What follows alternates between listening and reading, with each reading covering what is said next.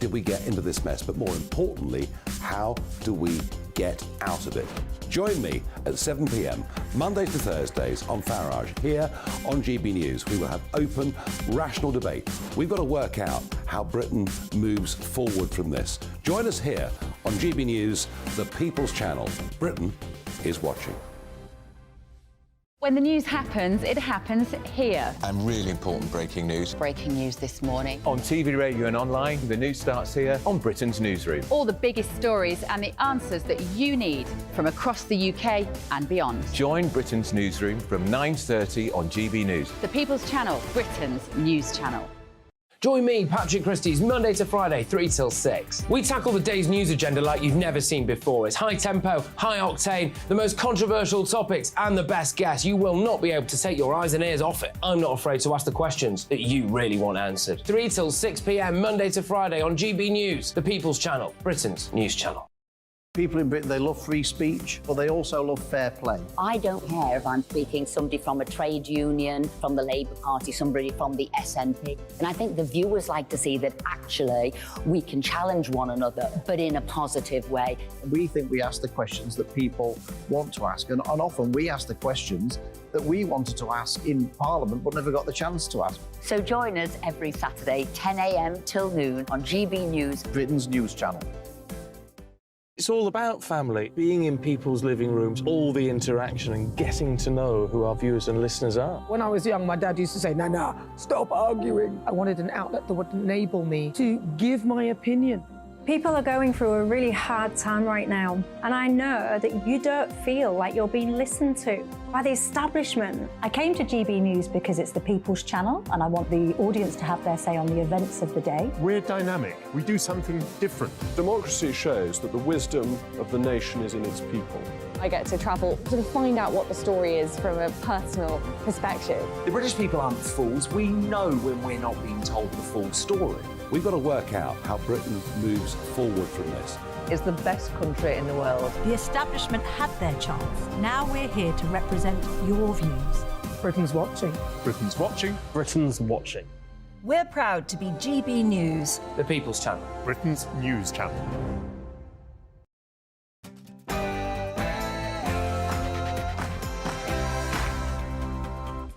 No spin, no bias, no censorship. I'm Dan Wootton. Tonight, £5 billion a year. That could be the cost of housing migrants in hotels if the small boats keep arriving. So when will we be out of this crisis, Prime Minister? It'll be solved overnight, and I wouldn't be being straight with people if I said that was possible. The inertia and inaction from Sunak's Tory government over this growing national emergency is fast becoming an unforgivable folly. That's the subject of my digest next. Then my superstar panel weigh-in. Tonight, I'm joined by Suzanne Evans, Ranal Jayawardena and Joanna Jaju. Plus, I'll speak to Reform UK leader Richard Tice after yesterday saw another depressingly high total of illegal migrants crossing the English Channel. Also on the way tonight, as it emerges that senior doctors and whistleblowers on the Lucy Letby murders were forced by their bosses to write a letter of apology to the baby killer herself, do you still trust Britain's NHS? Edwina Currie, Henry Bolton and Professor Carol Sikora give their views in the clash. And after Dr. Scholler claims that white privilege enabled Letby's killing spree, why are some on the hard left using her horrific crimes to stoke a race war? Nana Acquair will respond to that irresponsible take very soon. Elsewhere, remember 15 years ago when comedians were funny and unafraid of the woke mob? He was a man, that he was a pregnant male transsexual. That's what was new. It was him having the baby. OK, Sean Jones? We wrote it was an abomination. Well, one woman is still holding strong against the crusade to erase women. US media superstar Megyn Kelly says that she doesn't care about misgendering. She's going to explain why shortly. Also, esteemed royal biographer Tom Bower reacts to King Charles being branded a caretaker monarch by one of his allies. We'll have tomorrow's newspaper front pages for you too. And Carol Vorderman has promised to hate the Tories until her dying breath. Literally. You've reached the end of your sad, pathetic life, Carol. What do you think? Stop the Tories. Marvellous. Wonderful. It's bizarre. It's blinkered. I'll play you the rest of that astonishing moment later in the show. This is Dan Wootton Tonight. Let's go.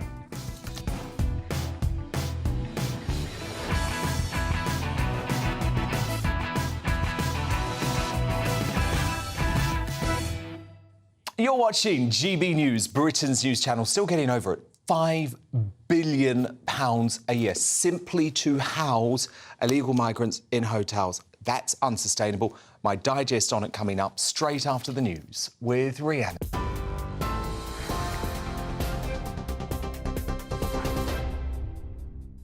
Dan, thank you. Your top stories from the GB newsroom. A former Met police officer has been jailed for 16 years for raping a 16-year-old girl and a female police officer. Adam Provan raped a colleague 6 times and terrorised her over a 3-year period. He also raped a teenager twice in 2010. Met Police Assistant Commissioner Louisa Rolfe says she's glad the victims came forward.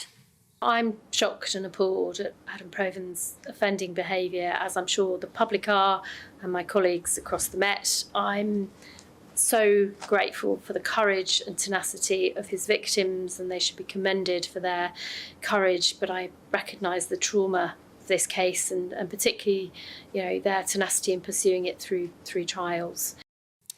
Judges will be given new powers to force convicted prisoners to hear their sentencing. GB News can reveal the government is introducing new measures to stop criminals like Lucy Letby from refusing to go to court. Yesterday, the serial baby killer didn't have to listen to impact statements from her victims' parents. The plans will be unveiled in the King's speech in November. There are warnings the UK's migrant crisis is likely to be significantly worse by the next general election. Think tank, the Institute for Public Policy Research, says any incoming government faces a perma-backlog of thousands of new asylum seekers needing long-term accommodation and support. Researchers warn the annual housing costs for the backlog could soar to over £5 billion after 5 years. Officials say all 8 people have now been rescued from the stranded cable car hanging above a ravine in Pakistan. Earlier, some of the group were pulled to safety by helicopter before poor light forced the rest to be rescued using a zip line. The children and their teacher were travelling to school in the gondola this morning when a cable snapped, leaving them suspended 900 feet in the air. And the chair of the Northern Ireland Policing Board says an independent review has been commissioned following recent data breaches.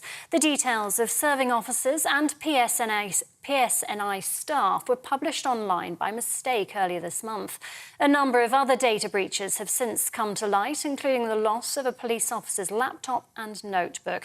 The board's chair, Deirdre Toner, says steps are being taken to help rebuild trust. TV online, DAB+ radio and on TuneIn, this is GB News. Now it's back to Dan.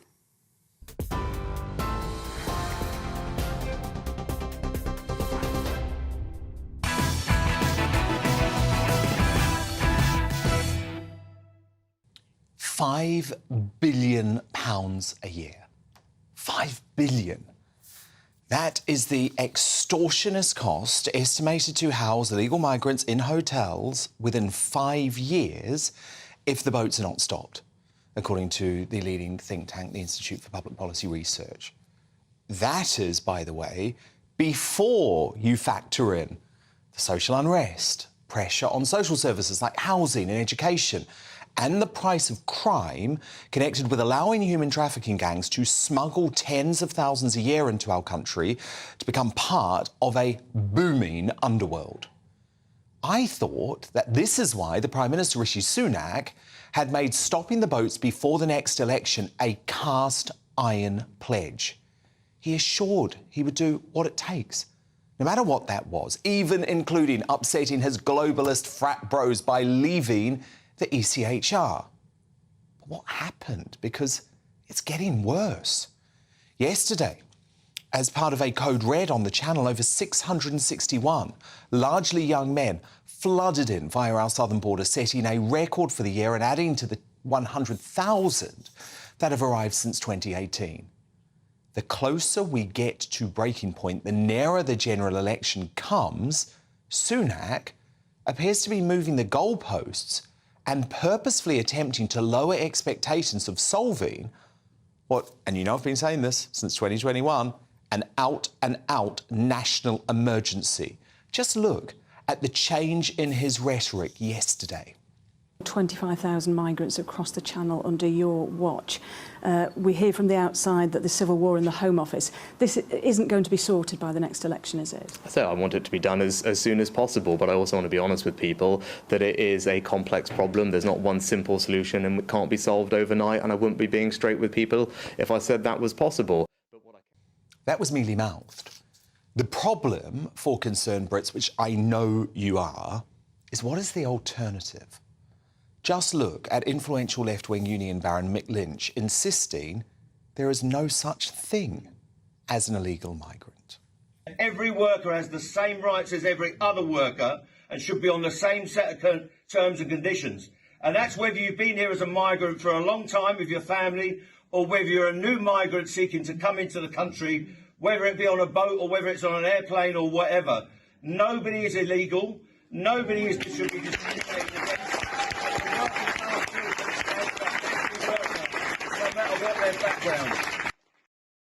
So be in no doubt, with people like that pulling the strings, Labour under Slippery Starmer will usher in an open borders approach to this crisis. But that's why the inertia, the inaction from Sunak's Tory government is fast becoming an unforgivable folly. But to respond now, my superstar panel, political commentator Suzanne Evans, former Environment Secretary for the Conservative Party, Ranil Jayawardena, and the social commentator, Joanna Jarjou. Suzanne Evans, the problem is this was a cast iron pledged by Sunak. This was not, oh, after the election, at some point we might stop the boats. No, he said he would stop the boats. And he's going to have to do far, far more than just wait for the Supreme Court on Rwanda if he actually wants to do that. So since Rishi Sunak stood up and made that pledge, 18,000 people have come across in boats. Just since he made that pledge, just and very more are recently. Coming because the weather's getting more palatable. As you said, Dan, 661 just on Sunday. But did you believe him? Because I didn't, really, to be honest. Call me an old cynic, and perhaps I am. But he didn't seem... I remember him making that statement, and his body language wasn't right. He just didn't seem to have it in him. He didn't have the will to do it. It's not top of his priority. He's not one of the people that are affected by illegal immigration. He's not somebody on minimum wage trying to get a job. He's not somebody trying to get on the housing ladder. He's not somebody who's homeless on the streets, who would love a bed in a hotel. It doesn't really affect him like it affects so many people in the country. And it's all just so mealy-mouthed. I don't think he is going to stop the boats. I don't think he has the political will. I think there are a lot of people as well in the Conservative Party that don't have the will, who are probably working against him. Well, Ranil, look, I know you have the will, Yeah. personally, but can you just clarify what the government's position is on this? Because I was very convinced that Sunak meant your party was going to stop the boats before the next election. He seemed to be rowing back on that yesterday. Am I misinterpreting him somehow? So, first of all, totally agree that we've got to stop the boats. And I do actually think it's good that he put in his top 5 priorities that stop the boats was one of those. So that was a really good start. I think everyone is very clear across this country that we've got a lot more to do when we've still got hundreds and indeed thousands of people coming tens over. of thousands. So that is wrong. And part of the challenge has as we've discussed before, has been taking on the establishment on this. You know, the lawyers, the lefty lawyers who stand in the way all the time, who defend some of the illegal immigration, who come up with spurious stories to help the illegal migrants. That's got to stop. And indeed, we've got to make clear from Parliament to the courts that Parliament's will is that these boats must be stopped. I believe when Suella and the Home Office ministers pushed through the bill before we rose for the summer, that we've sent a very clear signal. And it's now for the Supreme Court to listen to Parliament and be clear that this policy, the Rwanda policy, must happen. Joanna Jaju? It's not the Supreme Court's job to listen to Parliament. It's the Supreme Court's job to look at the facts and also make a decision of what's best on paper. But I think Rishi Sunak, you know, right now is basically accepting defeat, and he's basically accepting what a lot of us have been saying, whether you've been on the left or the right, but particularly the left, that this is completely unworkable. Even the illegal migration bill, I think at the end of this, when he's doing some sort of, you know, political debate, when it gets to election time, he's going to say, look what we've done. We've got the illegal migration bill, but then he knew at the beginning that it was never going to be workable. You can't have Rwanda. He said he was going to stop the boats. I mean, I think that's a really interesting point from Joanna Rannell, and I want you to respond, because I am starting to worry Sunak has accepted defeat. And this is almost managed decline of your party. Now, you can't accept that, can you? You've got to fight for your seat at the next election. You're in a safe seat, but actually, is any seat safe in this current situation? So what's your message to the Prime Minister? Is your message to him, like my message is, fight Rishi, actually do something? Well, totally. I mean, first of all, no such thing ever as a safe seat, and I've always fought hard for my constituents, and my constituents very clear. They want the boats to be majority? 20,000 votes at the last election. Who knows what will happen next time? But my people are very clear. I've done some surgery this week where people have come up to me and said, you've got to stop the boats. Your message to the Prime Minister is what? Stop the boats and make sure that the Rwanda deal happens. And, I mean, I would just point out, I mean, it's really telling, and this is the truth always, that the left say that the courts should make the law of this country, not Parliament.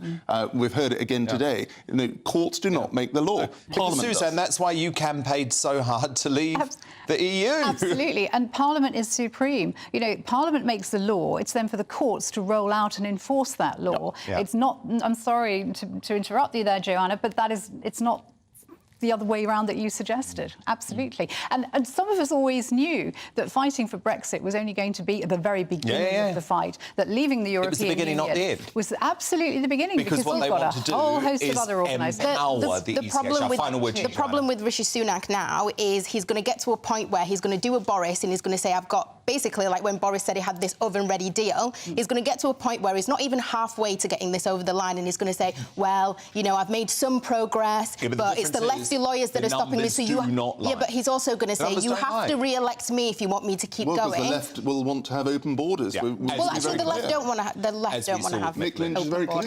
Joanna Jaju, Rannell Jayawardeneh, Suzanne Evans, my superstar panel with me all night. But also coming up is some of Britain's most famous and now woke comedians go viral on social media for mocking the concept of a pregnant man in 2008. Megastar US journalist Megyn Kelly joins me live to reveal why she has decided to ditch politically correct language in the debate around gender extremism. That's going to be fascinating.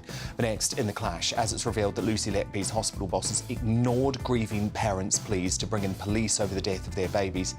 This is a really difficult question, but do you still trust our NHS? I'm not sure. Former Health Minister and Tory grandee Edwina Currie takes on former UKIP leader Henry Bolton and NHS consultant Professor Carol Sikora. But your view on this is going to be really important. Dan at gbnews.com. Vote in our poll at GBNews on Twitter. Back after the break. What you get for breakfast is something that, if we do our jobs right, you will wake up to news that you didn't know the night before. It's a conversation. It's not just me and Eamon. We want to get to know you, and we want you to get to know us. From 6, it's Breakfast with Eamon and Isabel. Monday to Thursdays on GB News, Britain's news channel. Westminster is going around in ever-decreasing circles, followed by the media. Britain is broken. How on earth did we get into this mess? But more importantly, how do we get out of it? Join me at 7 p.m, Mondays to Thursdays on Farage, here on GB News. We will have open, rational debate. We've got to work out how Britain moves forward from this. Join us here on GB News, the People's Channel. Britain is watching. When the news happens, it happens here. And really important breaking news. Breaking news this morning. On TV, radio and online, the news starts here on Britain's Newsroom. All the biggest stories and the answers that you need from across the UK and beyond. Join Britain's Newsroom from 9:30 on GB News. The People's Channel, Britain's news channel. Join me, Patrick Christie's, Monday to Friday, 3 till 6. We tackle the day's news agenda like you've never seen before. It's high tempo, high octane, the most controversial topics and the best guests. You will not be able to take your eyes and ears off it. I'm not afraid to ask the questions that you really want answered. 3 till 6 p.m, Monday to Friday on GB News, the People's Channel, Britain's news channel. People in Britain, they love free speech, but they also love fair play. I don't care if I'm speaking somebody from a trade union, from the Labour Party, somebody from the SNP. And I think the viewers like to see that actually we can challenge one another, but in a positive way. We think we ask the questions that people want to ask, and often we ask the questions that we wanted to ask in Parliament but never got the chance to ask. So join us every Saturday, 10 a.m. till noon on GB News, Britain's news channel. Hi, I'm Dan Wootton. You can watch me live on GB News Monday to Thursday from 9 p.m. And did you know that you can also watch and listen live on our website, gbnews.com. You'll always be up to date on the latest breaking news, as well as enjoying the best stories, opinions and shows. You can even join the debate under our live player as you're watching. So head straight to gbnews.com on TV, radio and online. GB News, Britain's news channel. It's all about family, being in people's living rooms, all the interaction and getting to know who our viewers and listeners are. When I was young, my dad used to say, no, stop arguing. I wanted an outlet that would enable me to give my opinion. People are going through a really hard time right now, and I know that you don't feel like you're being listened to by the establishment. I came to GB News because it's the People's Channel, and I want the audience to have their say on the events of the day. We're dynamic. We do something different. Democracy shows that the wisdom of the nation is in its people. I get to travel to find out what the story is from a personal perspective. The British people aren't fools. We know when we're not being told the full story. We've got to work out how Britain moves forward from this. It's the best country in the world. The establishment had their chance. Now we're here to represent your views. Britain's watching. Britain's watching. Britain's watching. We're proud to be GB News, the People's Channel, Britain's news channel.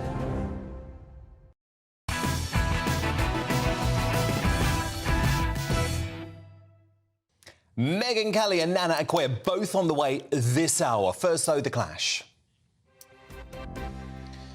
And after the tears and heartbreak of the despicable Lucy Letby case comes anger at the failing NHS and its droid army of managers for falling asleep at the wheel. Clinicians with decades of experience frequently blew the whistle about Letby's canny trick of being on shift virtually every time a helpless infant was tortured to death.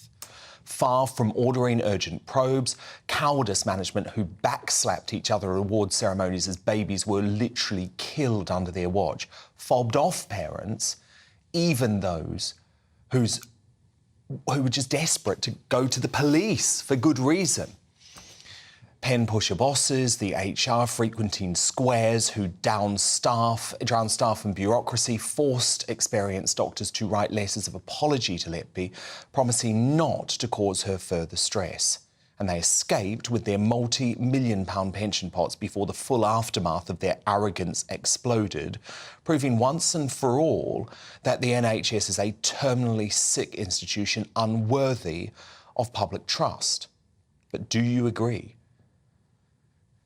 Dan at gbnews.com or vote in our poll at gbnews on Twitter. But to clash on this now, former Health Minister Edwina Currie, ex-UKIP leader Henry Bolton and former NHS consultant Professor Carol Sikora. Now, Edwina, it doesn't bring me any joy to have to say that. Oh, absolutely. I mean, we don't have any choice, you know, about trusting the NHS because we need it. For the vast majority of people in this country, there isn't any alternative, particularly when you get older. The cost of health insurance becomes really prohibitive. So we have to trust the NHS. And in most cases, that's fine. That's perfectly fine. I think what's going to need to happen is a shift in culture, though, amongst the management, whether they're qualified nurses or doctors or not qualified in that way. There has to be a shift of culture so that when somebody makes a complaint, whether it's a patient or whether it's a member of staff, the attitude should not be, you know, my institution is perfect. How dare you rock the boat? We've seen this as well, Dan, remember, in the police. Big institutions that really take on board that the institution's reputation is more important than actually dealing with the issues that are affecting its performance. Of course, that backfires spectacularly badly when we actually discover what has been going on. In this particular case, though, I'm being a little cautious because I personally would like to see the police very much involved. I think there are perhaps more cases to be brought. Henry Bolton, how can we trust the NHS, though, when we have seen yet again that they would rather cover their own arse than actually stop a psychopathic nurse on a baby-killing spree? Dan, Edwina has got it entirely right. We have no choice but to trust the NHS. It is all we've got, or most people in this country. It's all they've got. But it doesn't have to be run this way. No, that's the point, though. The question is it actually serving the people of this country in the way that it should? Is it structured correctly for it? Now, I'm not one for breaking up the NHS. I'm not one for privatising. But actually, in a sense, that's what was done under the foundation trusts. And I think, a lot of the problems started there, but back under Alan Milburn. But Labour Health Secretary. But the question is, how do we make it fit for purpose so that we don't even have to ask this question? Can we trust the NHS? How do we ensure that the management is in tune with the clinical delivery of the NHS? Because, frankly, I don't believe that it is in many cases. And what we cannot have here is the administrative tail wagging the clinical dog. It just isn't the way that this can happen. The managers should be there to support the clinical delivery, and I don't feel they are. Professor Carol Sikora, of course, you are someone who I impeccably trust, a regular on the show, obviously, one of our leading cancer professors. But what went wrong here? What went wrong here? Why were senior doctors ignored and actually, Carol, told to apologise to Letby during her murdering spree? It is appalling. But if we look at it, there's no clash here. We're all in agreement, I think. We have to trust the NHS, but we have to watch what's happened over the last 40 years. I've been a consultant for 40 years now, just over. And there's been huge changes. The managers are now in charge. You wouldn't, in an aeroplane, you're going on a jumbo jet to America, you wouldn't listen to a manager counting the beans in the toilet. You'd listen to the captain if there was a problem. That's what we've got to get to. The clinicians have to be in charge. And I don't mean those that want to go into management. People that do neonatal care for babies, they should be the ones that run the unit and make the decision, just as I had to when I was Director of Cancer Services in West London. I made the decisions. I went through about 10 different managers over the 20-year period I did the job, and some were very good, some were not good, but I called the tune, and that's what we've got to get back to. The management culture in the NHS is appalling. The quality at the top is actually very good. The chief executives, on the whole, are first class, but underneath there's a raft of people bordering on incompetence. Well, that's interesting. That gives me hope in terms of the big bosses being okay in your view. But Edwina, I am actually going to question something that Professor Sikora has said there. I don't think we should say we have to trust the NHS. Trust is earned. And the problem is, Edwina, for far too long in this country, we have treated the NHS as a religion. And while we continue to do this, these absolute terrible scandals, and we know Letby is just one of many that are being exposed at the moment, are going to keep happening. Well, I think that's absolutely right. You can't treat it as a sacred cow because that is very much not what it is. I would disagree with the professor, if I may, because actually there were senior people in management who were qualified nurses, who were qualified doctor. It was the mindset of the people at the top that was wrong. I would say, no, let's not reorganise the thing again. When I was a health minister, we went through all the reorganisation of the health service there, and it costs a fortune. Everything gets rebranded, millions and billions get spent, and you end up with exactly the same problems being handled, usually by exactly the same people. What needs to happen is that in that weekly or bi-weekly management meeting, there needs to be, as a significant part of the decision making, what went wrong last week or what nearly went wrong last week. Let's use that as a learning exercise, an opportunity to improve. Instead, what happens is nothing went wrong last week because we sat on it. And that's the attitude, the culture that really has to change, and it requires a complete change in culture, training, everything.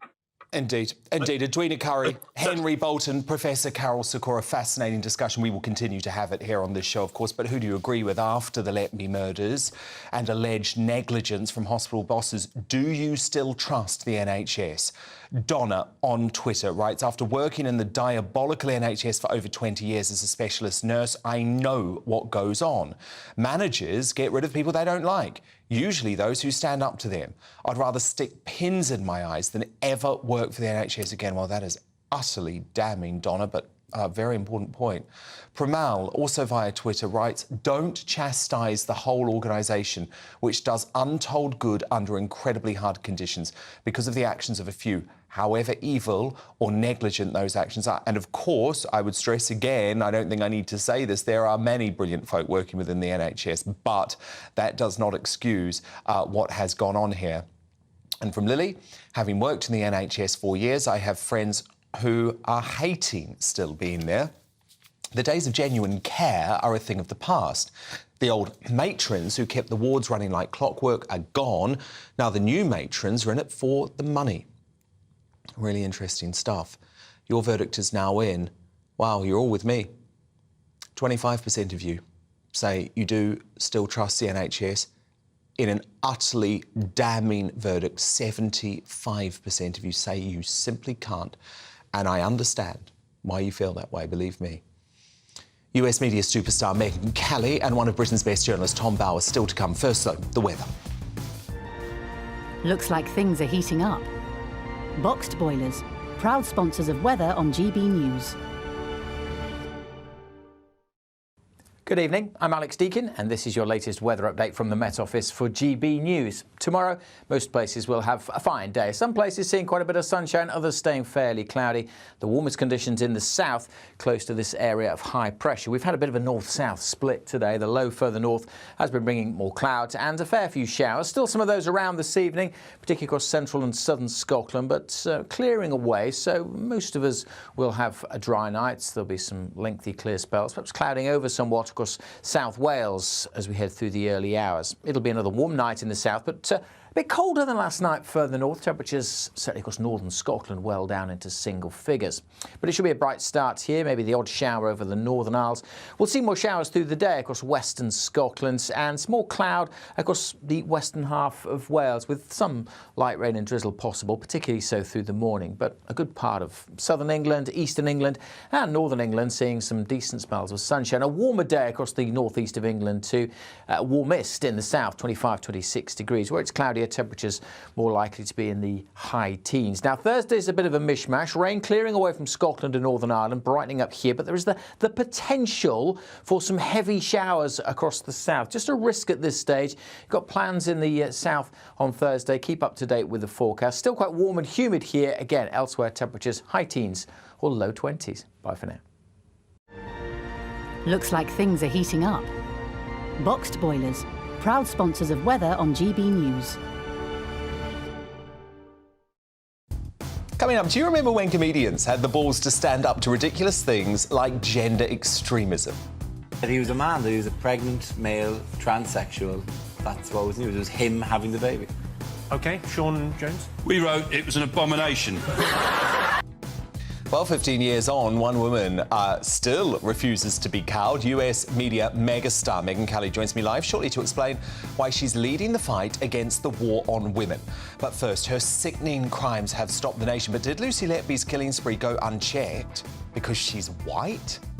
That's the divisive and disgusting view being perpetuated by some hard-left race-baiters like Dr. Scholler, who are politicising this tragedy to stoke a race war. GB News darling Nana Acquia gives them a piece of her mind. You're not going to want to miss Nana straight after this. The Live Desk with me, Mark Longhurst. And me, Pip Thompson. It's here Monday to Friday on GB News. From midday, we'll bring you the news as it breaks, whenever it's happening and wherever it's happening, from across the UK and around the world. Refreshing, feisty, but with a bit of fun too. If it matters to you, we'll have it covered on TV, radio and online. Join the Live Desk on GB News, the People's Channel, Britain's news channel. Weeknights on GB News from 6 p.m. You'll always get drama. Please stop, Michelle. I know, yeah. Please stop. Should I just shut up? Romance. You like me, I like you. There you go. There you are. Well, don't tell anybody. Adventure. Etc. That's the whole point. But and action. Sergeant, the big green, my superstar panel, they're already at it. They're fighting. It's going to be quite a show. Only on GB News, the People's Channel, Britain's news channel. So Jubes and Kerr, we tackle the issues of the day with real robust debate, both sides of the fence, battling it out with me in the middle with my forthright opinions and views. And often really interesting things happen because you start with a position and then by the end of the debate you find actually, well, I might not have thought about that one. What we need in this country is 2 new political parties. You should maybe think about doing a 2024 calendar. I'm Michelle Dewberry and I'm keeping you company right through until 7 o'clock this evening. GB News, the People's Channel, Britain's watching. Monday to Thursday, 9 p.m. till 11 p.m. Join me, Dan Wootton. I'll bring you the sharpest takes and hottest debates. Do you not believe in prison? I don't believe in prisons. I'm completely stunned. I guarantee you there'll be no spin, no bias, no censorship. I actually was personally quite offended by it. And no reason to go to bed. So I guess they've always been quite woke. That's Dan Wootton tonight on TV, radio and online. Monday to Thursday from 9 p.m. till 11 p.m. on GB News. The People's Channel, Britain's news channel. In a world of dull and predictable radio and TV shows. Oh, hi. On Mark Dolan tonight, we've got big guests. We drill into the big stories of the day. The show adds up to a brilliant listening and viewing experience. Mark Dolan Tonight is the most entertaining current affairs show ever, and that's a fact. That's Mark Dolan Tonight, Friday, Saturday and Sunday from 9. Only on GB News, Britain's news channel.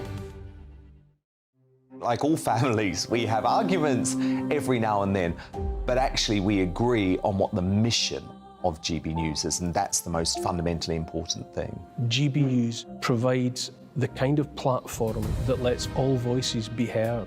We don't hold back. We're free to say what we really think. Just because some people who live in a tiny little Westminster bubble think that their particular story is important, that's not the most important story for me. And often they will be difficult stories, stories that you won't find on the establishment media. Because what people think in the north of England may be very different to what they're thinking in the home counties. We're going to carry on telling the world what life is really like for households up and down the UK. We love to be in your car, in your kitchen as you're having your breakfast. Whatever you're doing, you are part of the show.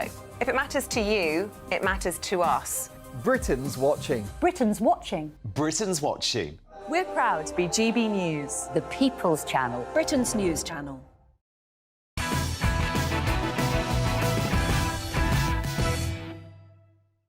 Now, we're all still in shock at the unimaginable crimes committed by Lucy Letby, with serious and important questions now being asked of NHS bosses. But, like night follows day, some bad faith actors on the hard left are now politicising the case to fuel racial division. Yesterday, race baiter in chief Dr. Scholler sparked outrage by claiming Letby only got away with her heinous crimes for so long because she was white. Lucy Letby exemplifies how ideology of whiteness keeps Britain in a chokehold. They believed her tears, denials, even though evidence said otherwise, for no other reason than she's white. A black or brown nurse would have been reported to the police immediately and sacked for suspicion. That truly vile woman doubled down today in a highly sarcastic tweet, telling people to stay offended at her original post and describing those taking exception as despicable humans. Now, she has inspired a wave of race baiting, with uber-woke secondary school teacher turned columnist Nadine Aspel writing in Glamour magazine that Letby's white privilege helped her commit murders in plain sight because white women like her are, quote, shrouded in a veneer of fragility that protects them. So Nana Acquare, I mean, to me, this is just the lowest of the low Why are folk on the hard left trying to politicise Lucy Letby to stoke a race war? Well, it is astonishing. But first, my heart goes out to those poor people who've lost their poor children. Because my son Ivory, he was born in a special care baby unit. He was there, and I spent time there, so I understand what they had to go through whilst they were there, and it is deeply tragic. I find it really deplorable and disgusting, actually, that the likes of Dr. Shola, who will use this, and I call her a doctor of shouting, will use this as an opportunity to promote her own brand. It is absolutely ridiculous. And so I had to reply to this, even though I'm on holiday in my house, but I'm on a holiday. Thank you for being here tonight, Nana. And my reply, frankly, is that has she even bothered to look at what happened at Rotherham? Let's talk about that, because remember those poor girls, they were white girls who were abused mainly by Pakistani men, but yet people were afraid to report it because, well, they were scared of being called racists. So I pointed this out to Shola that perhaps if Lucy Letby had been black, perhaps people would have been scared to report her because she would have been, they would have been called racists, and that might have actually meant things would go on for longer. But let's be honest here. This is all about promoting her brand. She doesn't know anything about the case because from what she said, it's clear that she hasn't understood. What happened there, the reason Lucy Letby got away with this was because she knew what to do. She knew how to hide things. She knew she could inject insulin. She knew she could inject air. She knew she could overfeed without being detected. It was circumstantial evidence that eventually convicted her. And it is abhorrent that Dr. Shola should dare to even use the race card. And I will read what she actually, in one of her second tweets, when she doubled down on this, she made a comment from one of the doctors there, Dr. Ravid Jayaram, where he had actually said that, and when problems were pointed out, the hospital wanted to protect its own reputation. So the reason it took so long, she's even attached his comment to one of her tweets, was because the hospital wanted to protect their reputation. And let me just clear things up for Glamour magazine as well. The image of a serial killer. Okay, there are 4 women in British prisons right now serving whole-of-life orders for killing. They are all white. So I don't really know what these people are talking about, but I find it deplorable. It's the lowest common denominator that they would use the race card to try and use this as a reason why that wicked woman murdered those babies and why she was not brought to justice so quickly. It's disgraceful. It is, because it is just part of this constant attempt to divide, Nana. And what's really interesting, they try and blame the media as well. And they say that the media are trying to present Lucy Letby as an unlikely killer because she was angelic, and they wouldn't do that if she wasn't white. But actually, I read a brilliant piece tonight by Tom Slater, the editor of Spiked, who had done lots of research into this and very quickly discovered that actually the media would also run pictures of, for example, a Muslim terrorist as a child, describing him as angelic. So they are looking for racism where it simply doesn't exist. They are promoting their own brand of what they're calling this whiteness, and she was protected by whiteness. But Dr. Shola doesn't... First of all, the first doctor that reported this was white. Lucy Letby is white. Some of the people in management may well have been black or Asian or of other races. What is she talking about? Did the black people perpetuate the white privilege as well that she's talking about? Her view, it's so simplistic that this is a black and white thing when it's got nothing to do with colour. This woman is a murderer. She murdered people knowing exactly how to do it. She got away with it because she knew how she could do it to hide what had happened. And the reason she got caught was evidence, circumstantial evidence that took time to collate. And the reason she was ignored was because the reason why the doctors were ignored was because the hospital were trying to protect their reputation. That's it. So true. Brilliantly put, Nana Okoye. Thank you for interrupting your holiday. We miss you. When are you back, Nana? Oh, September. Oh, goodness. Goodness, well, we will hold the fort for you, Nana, and we'll see you next month. Thank you so much. Now, coming up, as David Cameron's former pal Carol Vorderman says she wants to be euthanised, with her final words being "stop the Tories," is she evidence of someone who's been radicalised via social media. That's our big debate in the media buzz, and we'll bring you tomorrow's front pages hot off the press then too. But next, as Britain's most famous and now woke comedians go viral for mocking the gender madness that now dominates our lives. He was a man, he was a pregnant male transsexual. That's what was new. It was him having the baby. OK, Sean Jones? We wrote it was an abomination. Well, one of America's most famous broadcasters, Megyn Kelly, refuses to bow to gender madness, and she doesn't care about the misgendering delusion anymore. Megyn is going to be here live to explain why straight after this. Monday to Thursday nights on GB News. At 6, it's Dubes & Co. 7 o'clock, Farage. At 8, join Jacob Rees-Mogg. And at 9, Dan Wootton Tonight, followed by headliners. On TV, radio and online. This is GB News. Now then, Lee Anderson here. Join me on GB News on my show, The Real World, every Friday at 7 p.m. I'm not eating bloody cat. Are you Delicious. mental? Open your mouth. OK. Here comes a train. Reminds me of the scene in Singing in the Rain. Adam, is that a good one? Whoa! Join me at 7 on GB News, Britain's news channel. Join me, Camilla Tominey, on Sunday mornings from 9:30, taking the politicians to task and breaking out of SW1 to see how their decisions are affecting you across the UK. Bursting the Westminster bubble every Sunday morning, only on GB News, the People's Channel. Britain's watching. Join us every night on GB News at 11 p.m. for Headliners, which is 3 top comedians going through the next day's news stories, which is exactly what you need, because when the establishment has gone crazy, you need some craziness to make sense of it. So join us 11 p.m. every night on GB News, the People's Channel, Britain's news channel. I'm Andrew Doyle. Join me at 7 o'clock every Sunday night for Free Speech Nation, the show where I tackle the week's biggest stories in politics and current affairs with the help of my 2 comedian panellists and a variety of special guests. Free Speech Nation, Sunday nights from 7 on GB News, the People's Channel, Britain's news channel.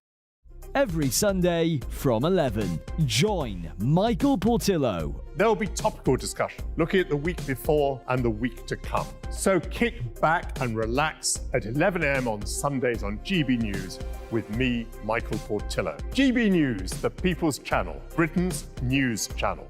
I joined GB News because I was sick and tired of not hearing my views being represented, not just mine, but so many people that I knew and spoke to. I just couldn't get my voice out there. I couldn't say anything. I couldn't do anything. Whatever the narrative was, I kind of had to follow it. GB News is there to provide a voice for those who have been ignored by the establishment media. We think different things, we've got a different style. GB News is here to be optimistic and positive about the future. It's real kind of dynamic and flowing, with the audience very much at the heart of it, like a big family.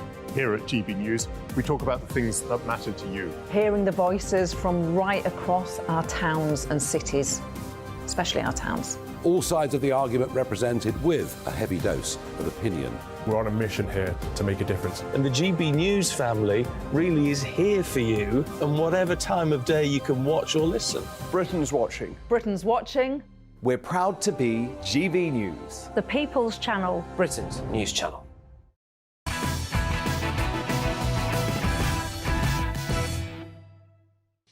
Reform UK leader Richard Tice coming up. But first, it's Megyn Kelly time. And from the rejection of basic biology to the butchering of the English language, gender madness and the British media's subservient acceptance of it may feel like a sad phenomenon that's been around forever. But just 15 years ago, things were very different. A viral clip from the Big Fat Quiz of the Year on Channel 4 in 2008 has served as an airy reminder of how far we've fallen from a time when common sense and a proper sense of humour ruled our television screen. So here's what some of our biggest household names, including Dara O'Brien, James Corden, Davina McCall and Jimmy Carr, had to say about the mind-bending suggestion that men can have wombs and babies. Next up, Thomas Beattie announced he was going to have a baby, but what was unusual about the whole affair? OK, what have you got? Dara? We have that he was a man, that he was a pregnant male transsexual. That's what was new. It was him having the baby. OK, Sean Jones? We wrote it was an abomination. OK, and what have you gone for, Michael and Claudia? Well, I wrote... He is a woman, she is a man. We don't really know what the right answer is, but we know the answer, which is that it's a bloke and there's a baby. And people always say, but he's got a womb, which is obvious. And he had a baby, but he's a bloke with a womb. Womb man. Womb man. Yeah, he's got like a manny. Yeah. How times have changed. Meanwhile, across the pond, one of America's most famous broadcasters is now vying to fight back against the scourge of politically correct but scientifically incorrect language around the trans debate. Megyn, it is so great to have you back. You have thought a lot about this. I mean, I love the message on your T-shirt. And you have made a big decision, haven't you, in terms of how you are going to address personal pronouns and trans folk going forward. Yeah, I got this this T-shirt from Kelly J. Keane, who's been really leading the way on a lot of these issues and is brilliant. And it reads, "Female, the real thing," which is obvious, but it isn't in some cases, and people need to be clear. And one of the ways we're clear is by using the proper pronouns. And Kelly and others have argued that pronouns are a gateway drug. How can I keep you out of my locker room if I'm referring to a man as a she? She can't come into my locker room. She can't come into my bathroom. You've already lost the argument. You've already ceded the debate. The reason he cannot come in is because he's a he. So if I'm required to refer to him as a she, I've already lost. That's why they're so insistent that we use their terms.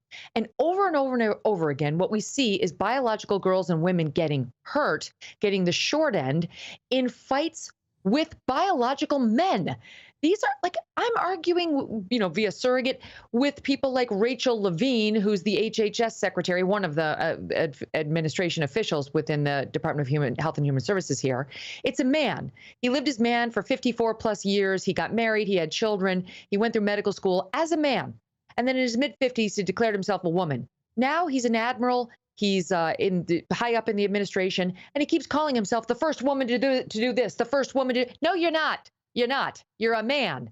And the reason you probably became a doctor with such ease and had such a brilliant career at a time when women were struggling in the medical profession is because you're not a woman. They had to climb a very different mountain than you did. So language does matter, but not in the way they think. So we can't cede the debate. So this Rachel Levine, for one example, goes out now and tries to push this gender madness on our children at every turn, and just went to a clinic in Hawaii and praised this clinic because they are now referring to women as egg carriers. They are getting rid of the term women altogether, just egg carriers, to be inclusive. And so, I sent out a tweet about this guy saying, here is a man, meaning Rachel Levine, posing as a woman who's trying to tell the world to refer to us, actual women, as egg carriers. It's a no. And then you get these left-wing reporters all over Twitter saying, look at how Megyn Kelly refers to trans people. Oh my God, you're damn right I do. That Rachel Levine is a man, and he will not tell me how to refer to men posing as women trying to get into our spaces, or men posing as women trying to pretend that they can have babies. I will decide for myself what that language is, and I will stick to factual reality, because the more I engage in taking that drug, right, that pronoun drug, the gateway drug, the less powerful my argument is, the less safe my daughter is, and I am, and my fellow women are. And until we find our strength and our willingness to speak out on this, we're going to keep losing. And isn't it interesting, Megyn, to see how celebrities who never used to think this have sort of taken the Kool-Aid, drunk the Kool-Aid on this, but deep down they don't believe it, do they? They just know that they will be cancelled if they don't express reality. And let me tell you something. So I was using the pronouns of choice, or proper pronouns, in my time at NBC. Early on at Fox, I figured, I don't, what's the harm? Okay, fine. It was such a small group. I didn't see the harm, as my long talking points memo a month or two ago said. But now we see the harm everywhere. Now this thing has exploded to a point where it's actually seriously damaging young girls and women across the globe. If you can't see the harm, you're blind. And so these celebrities who have, maybe they're like I was, maybe they just went along with it because it's like, seems kind of impolite. It's such a tiny number. You know, why be rude? We all know it's really a dude, but okay, he wants to call himself a she, whatever. I don't want to hurt your feelings. Well, it's not about their feelings anymore. It's about the safety of our daughters. It's about our spaces. It's about the integrity of the word woman and what it actually means. And if we don't fight for it, it'll be lost forever.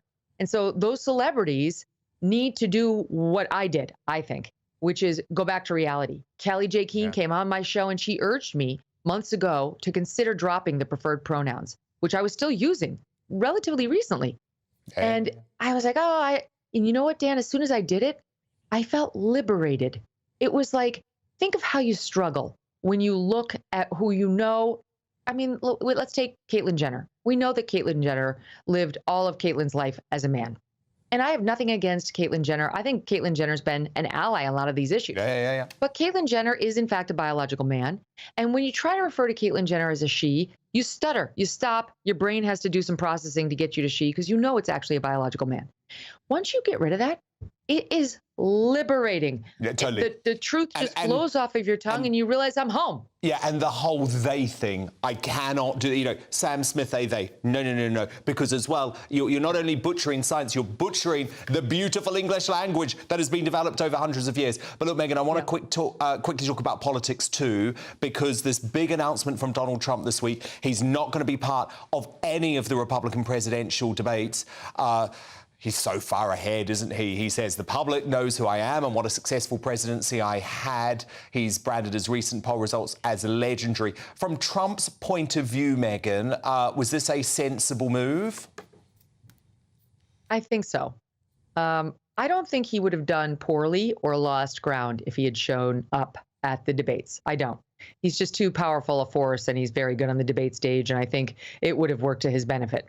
But I don't think it's this catastrophic mistake that some believe not to go.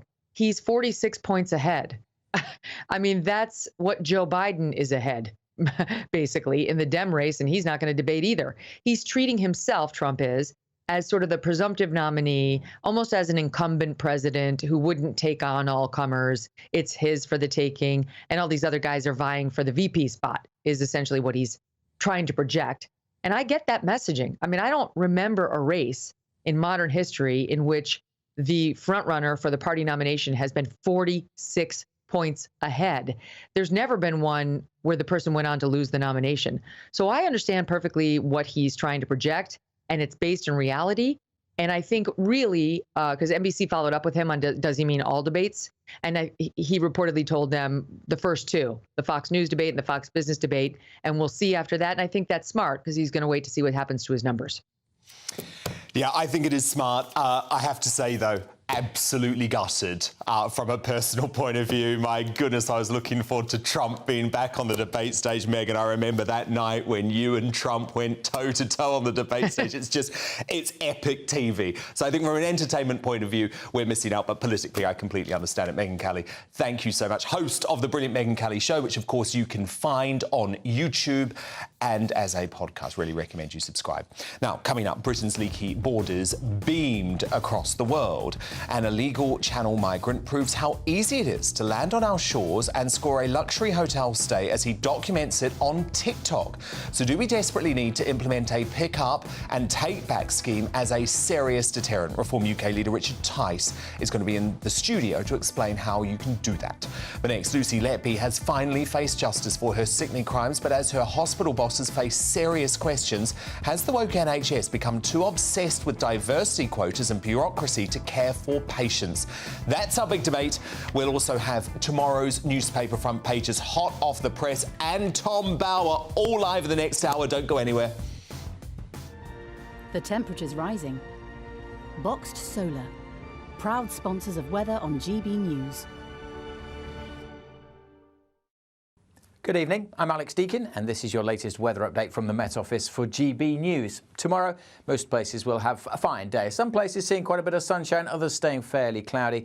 The warmest conditions in the south, close to this area of high pressure. We've had a bit of a north-south split today. The low further north has been bringing more clouds and a fair few showers. Still some of those around this evening, particularly across central and southern Scotland, but clearing away. So most of us will have a dry night. There'll be some lengthy clear spells, perhaps clouding over somewhat across South Wales as we head through the early hours. It'll be another warm night in the south, but a bit colder than last night further north. Temperatures certainly across northern Scotland well down into single figures. But it should be a bright start here, maybe the odd shower over the Northern Isles. We'll see more showers through the day across western Scotland and some more cloud across the western half of Wales with some light rain and drizzle possible, particularly so through the morning. But a good part of southern England, eastern England and northern England seeing some decent spells of sunshine. A warmer day across the northeast of England too.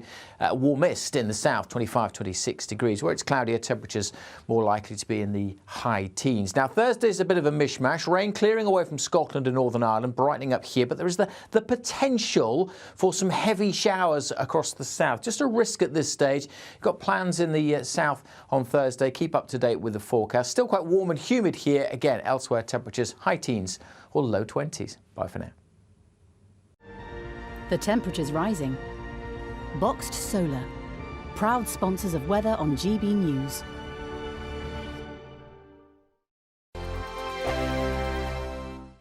What you get for breakfast is something that, if we do our jobs right, you will wake up to news that you didn't know the night before. It's a conversation. It's not just me and Eamon. We want to get to know you, and we want you to get to know us. From 6, it's Breakfast with Eamon and Isabel. Monday to Thursdays on GB News, Britain's news channel. When the news happens, it happens here. And really important breaking news. Breaking news this morning. On TV, radio and online, the news starts here on Britain's Newsroom. All the biggest stories and the answers that you need from across the UK and beyond. Join Britain's Newsroom from 9:30 on GB News. The People's Channel, Britain's news channel. Join me, Patrick Christie's Monday to Friday, 3 till 6. We tackle the day's news agenda like you've never seen before. It's high tempo, high octane, the most controversial topics and the best guests. You will not be able to take your eyes and ears off it. I'm not afraid to ask the questions that you really want answered. 3 till 6 p.m, Monday to Friday on GB News, the People's Channel, Britain's news channel. Westminster is going around in ever-decreasing circles, followed by the media. Britain is broken. How on earth did we get into this mess? But more importantly, how do we get out of it? Join me at 7 p.m, Mondays to Thursdays on Farage, here on GB News. We will have open, rational debate. We've got to work out how Britain moves forward from this. Join us here on GB News, the People's Channel. Britain is watching. People in Britain, they love free speech, but they also love fair play. I don't care if I'm speaking somebody from a trade union, from the Labour Party, somebody from the SNP. And I think the viewers like to see that actually we can challenge one another, but in a positive way. We think we ask the questions that people want to ask, and often we ask the questions that we wanted to ask in Parliament but never got the chance to ask. So join us every Saturday, 10 a.m. till noon on GB News, Britain's news channel.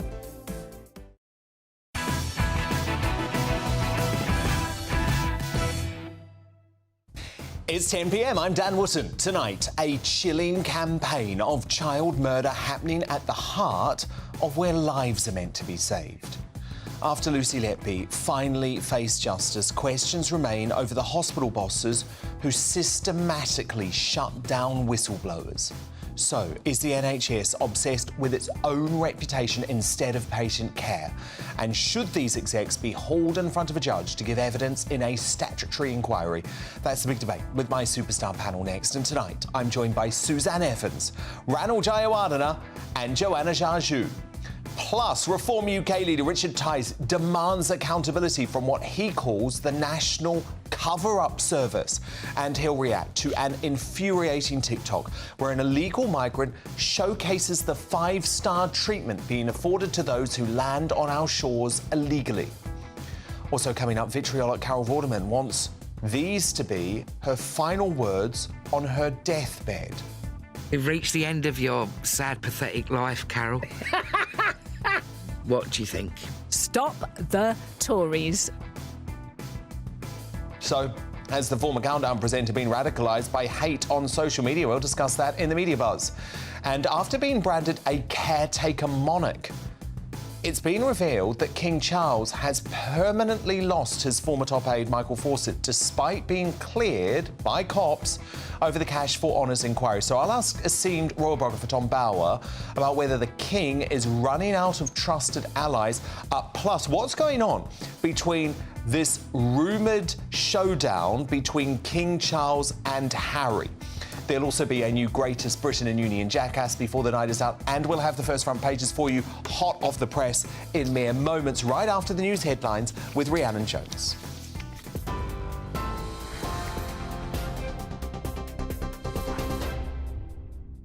Dan, thank you. Your top stories from the GB newsroom.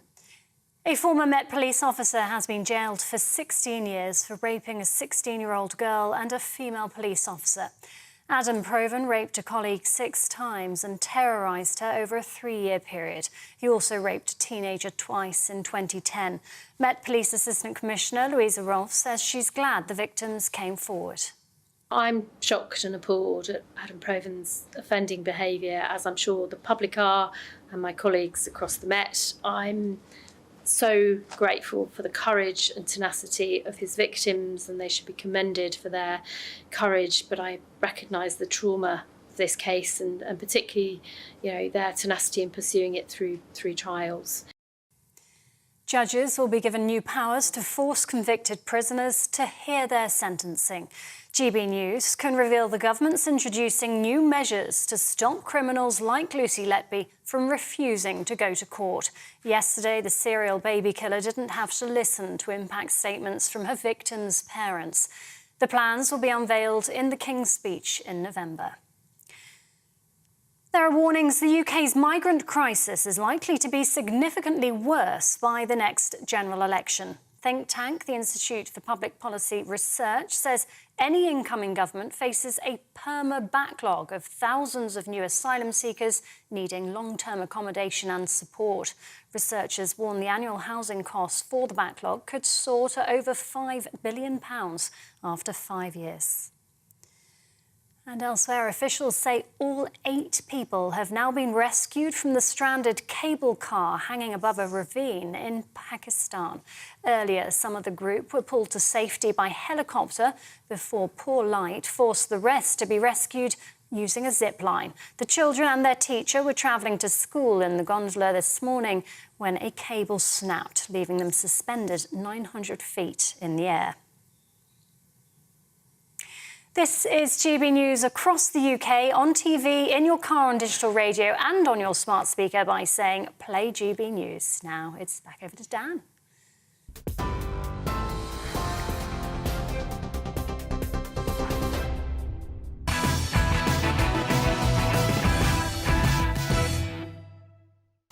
Time for tomorrow's news tonight now in our Media Buzz front pages. Just one in so far. NHS bosses who ignored warnings must account for killer nurses' crimes. That's the verdict of the doctor who first raised the alarm about Lucy Letby, with his comments leading the Independent tonight. My superstar panel are back with me now. Political commentator Suzanne Evans, former Environment Secretary Ranil Jayawardena, and the social commentator Joanna Jaju.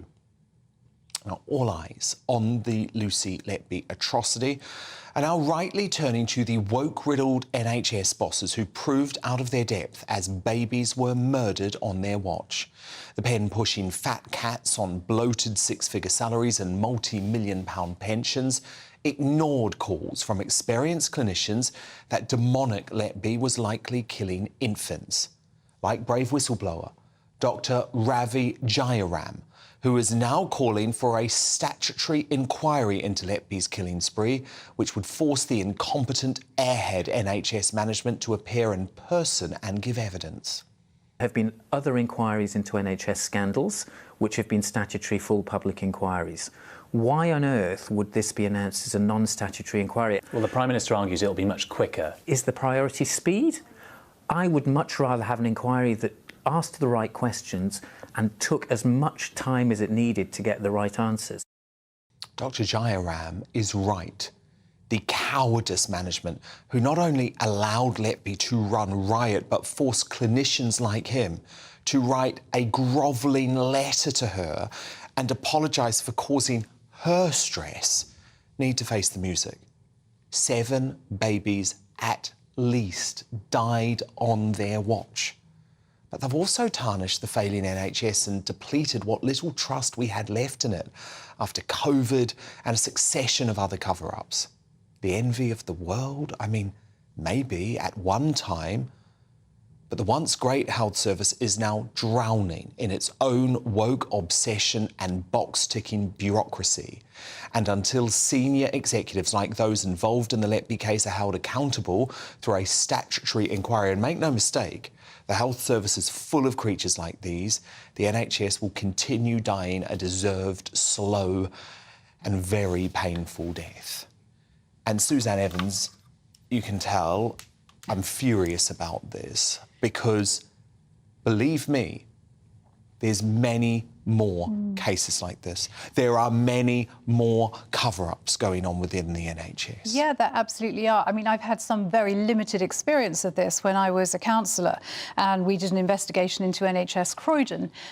There was a single accountant who had posted a £5 million budget surplus when there was actually a £12 million budget deficit. And he was eventually suspended and ousted from the NHS. And I asked the current CEO, can you assure me this man is no longer working within, is employed by the NHS? And she said, yes, he's no longer employed by the NHS. It wasn't true.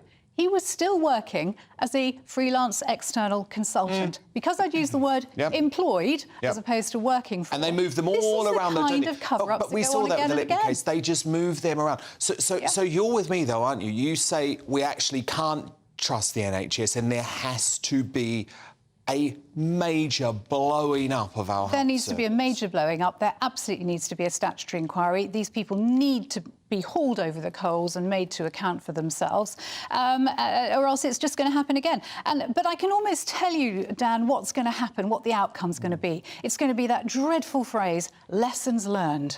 And they never damn well are. And that's what really gets my goat. Lessons learned, lessons learned, lessons learned. We hear it all the time. Isn't that because the NHS is such a monolith? You know, these people are not accountable.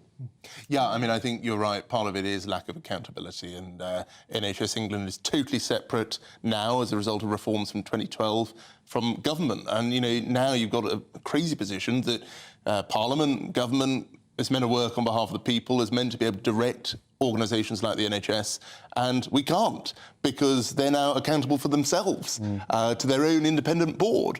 So I personally have long favoured having more local accountability, having elected people in local areas. But the worry is, Ranald, right, that so many bosses didn't want to bring the police in because they were worried about what it would do to the reputation of the NHS. They were more worried about covering their own arses than actually saving the lives of babies. I find that sickening. I cannot get over that. Totally right. I mean, I think about my 3 children, Henry born very recently, and, you know, I just think it's absolutely ghastly what happened there, and even more ghastly to hear and read about what the managers were doing at that time. I think it is deeply disturbing. I think the managers in the NHS also have some really strange priorities on a whole host of areas. Well, they do. They do. Joanna Jaju, I wanted to ask you about this because Alison Pearson, our superstar panellist, has written the most brilliant column about this issue for the Daily Telegraph tomorrow. And she talks about the fact these NHS managers, they're so proud about wearing, you know, their rainbow lanyards around their neck and talking about all of these woke issues. And actually, look at what they're missing. I mean, it's been a grave failure by NHS bosses. I don't think anybody would disagree with that. But I think that to kind of turn the argument and make it sound like it's a woke issue and the fact that, you know, the correct procedures weren't followed with Lucy Letby is completely wrong. I think that most people in the country would agree that we want to keep NHS staff happy and also prioritise their well-being. I think the problem here is NHS bosses, like you said, covering their asses and more bothered about, you know, the trust's reputation and also their legacy and also keeping the money in the bank and keeping their jobs. But really, I think what should happen is that there should be a better external whistleblowing procedure where people can actually go higher than them. But the problem is that there is a whistleblowing procedure within the NHS and the journalists... but it's within the NHS. External, they're marking their own homework and that's the problem. Exactly, and the journalist Isabel Akeshaw's also written very well about this, you know, and she's saying that the murderess played the victim and credulous hospital managers apparently fell for it because whistleblowing, they say, oh, we're going to treat whistleblowing seriously and you'll be listened to. They weren't. They were forced to apologise. And apologise to a murderer, Randall. Yes, well, exactly. These people are senior doctors, eminently qualified people, and they were believed over someone who was a murderer by these managers who hadn't a clue. And let me tell you, this is a permanent stain on the NHS. I'm really afraid to say that, but it is, because this is Britain's most prolific child serial killer but not the only in modern history. Not the only one, but the most prolific. And she was apologised to by weak and toothless NHS bosses. But both sides of the story here on GB News, though. Dr Nigel Scrawn, Medical Director at the Countess of Chester Hospital, where, of course, Letby undertook her killing spree, said in a statement, "We are extremely sorry that these crimes were committed at our hospital and our thoughts continue to be with all the families and loved ones of the babies who came to harm or died. We cannot begin to understand what they have been through. Since Lucy Letby worked at our hospital, we have made significant changes to our services. I want to provide reassurances that every patient who accesses our services can have confidence in the care they will receive." Now, he's the geriatric pensioner who can't remember what day of the week it is, yet still has ambitions to win a second term as US president. And after a long string of never-ending gaffes, Joe Biden didn't fail to deliver when he finally visited Hawaii in the aftermath of devastating Maui fires. Sleepy Joe, and look at this, pictured here if you're watching on TV, having a snooze at an official dinner honouring the dead. You couldn't make this up, folks. Later sparked outrage with this tone-deaf joke about a rescue dog wearing boots on the scorched ground. You guys catch the boots out here? That's a hot ground, man. Hello, everybody. Biden doubled down on his attempt at humour in a typically garbled speech comparing the Hawaii fires to a kitchen blaze at his Delaware home in 2004.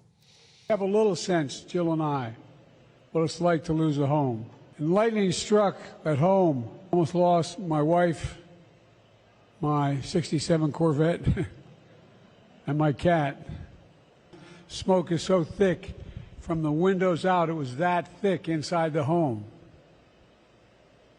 And we were insured. We did not have any problem, but being out of our home for a better part of a year was difficult. Yeah, but it's all about you, Joe. There's a reason the president's motorcade was met with screams of F you after he finally arrived in Maui 2 whole weeks after the inferno that's left hundreds dead and missing. And Republicans were also quick to compare the paltry $700 he's offered each affected family of the fires to the $12 billion sent to Ukraine so far this year. Joanna Jaju, Ranald Jayawardena, Suzanne Evans do stand by, because coming up, as former pal of David Cameron, Carol Vorderman, says she wants to be euthanised, with her final words being "stop the Tories." Is she evidence of someone who's been radicalised towards hatred via social media? My superstar panel. We've had to weigh in on that. But next, a record 800 illegal migrants arrived in Britain from France in a single day. So has the government simply given up on protecting our borders? Reform UK leader Richard Tice demands accountability from what he calls the National Cover-Up Service as well. He's with me on both those big stories of the day in the studio next. The Live Desk with me, Mark Longhurst. And me, Pip Thompson. It's here Monday to Friday on GB News. From midday, we'll bring you the news as it breaks, whenever it's happening and wherever it's happening, from across the UK and around the world. Refreshing, feisty, but with a bit of fun too. If it matters to you, we'll have it covered on TV, radio and online. Join the Live Desk on GB News, the People's Channel, Britain's news channel. Weeknights on GB News from 6 p.m. You'll always get drama. Please stop, Michelle. I know, yeah. Please stop. Should I just shut up? Romance. You like me, I like you. There you go. There you are. Well, don't tell anybody. Adventure. Etc. That's the whole point. But and action. Sergeant, the big green, my superstar panel, they're already at it. They're fighting. It's going to be quite a show. Only on GB News, the People's Channel, Britain's news channel. So Jubes and Kerr, we tackle the issues of the day with real, robust debate, both sides of the fence, battling it out with me in the middle with my forthright opinions and views. And often really interesting things happen because you start with a position and then by the end of the debate you find actually, well, I might not have thought about that one. What we need in this country is 2 new political parties. You should maybe think about doing a 2024 calendar. I'm Michelle Dewberry and I'm keeping you company right through until 7 o'clock this evening. GB News, the People's Channel, Britain's watching. Monday to Thursday, 9 p.m. till 11 p.m. Join me, Dan Wootton. I'll bring you the sharpest takes and hottest debates. Do you not believe in prisons? I don't believe in prisons. I'm completely stunned. I guarantee you there'll be no spin, no bias, no censorship. I actually was personally quite offended by it. And no reason to go to bed. So I guess they've always been quite woke. That's Dan Wootton tonight on TV, radio and online. Monday to Thursday from 9 p.m. till 11 p.m. on GB News. The People's Channel, Britain's news channel. In a world of dull and predictable radio and TV shows. Oh, hi. On Mark Dolan tonight, we've got big guests. We drill into the big stories of the day. The show adds up to a brilliant listening and viewing experience. Mark Dolan Tonight is the most entertaining current affairs show ever, and that's a fact. That's Mark Dolan Tonight, Friday, Saturday and Sunday from 9. Only on GB News, Britain's news channel. Like all families, we have arguments every now and then, but actually we agree on what the mission of GB News is, and that's the most fundamentally important thing. GB News provides the kind of platform that lets all voices be heard. We don't hold back. We're free to say what we really think. Just because some people who live in a tiny little Westminster bubble think that their particular story is important, that's not the most important story for me. And often they will be difficult stories, stories that you won't find on the establishment media. Because what people think in the north of England may be very different to what they're thinking in the home counties. We're going to carry on telling the world what life is really like for households up and down the UK. We love to be in your car, in your kitchen as you're having your breakfast. Whatever you're doing, you are part of the show. If it matters to you, it matters to us. Britain's watching. Britain's watching. Britain's watching. We're proud to be GB News, the People's Channel, Britain's news channel.